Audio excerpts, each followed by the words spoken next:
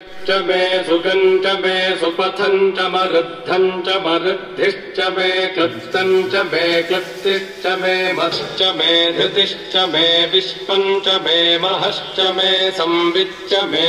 ज्ञात्रम् च मे सूश्च मे प्रसूनामयश्च मे जीवातुश्च मे दीर्घायुत्वम् च मे नमित्रम् च मे शगनम् च मे सूषा च मे सुदिनश्च मे घृतम् च मे मधु च मे सद्भिश्च मे सपि गिरगश्च मे पर्वताश्च मे सिकताश्च मे वनस्पतयश्च मे हिरण्यम् च मेघश्च मे सिश्च औषधयश्च मे कृष्टपत्यम् च मे कृष्टपत्यम् च मे दिशश्च म इन्द्रश्च मे मूर्धा च म इन्द्रश्च मे प्रजापतिष्क्रश्च मे मन्थी च म आग्रश्च मे पात्नीवतश्च मे हारियोजनश्च मे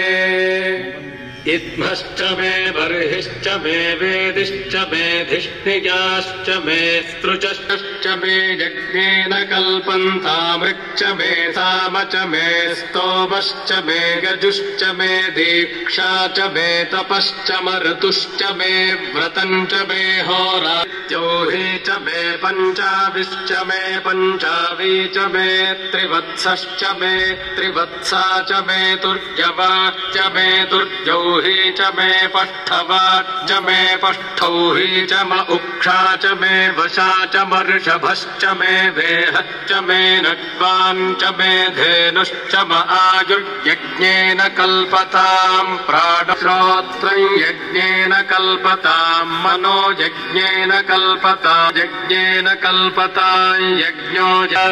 इडावे बहोर्मनुर्यज्ञनीर्बृहस्पतिरुत्था मदानि शगुंषिषद्विश्वे देवासु तवाचः पृथिवीमातर्माहितुम् मधुमनिष्ये मधुजनिष्ये मधुवक्ष्यामि मधुवनिष्ये वाचमुख्यातकम् शुश्रूषेण्यामहस्ये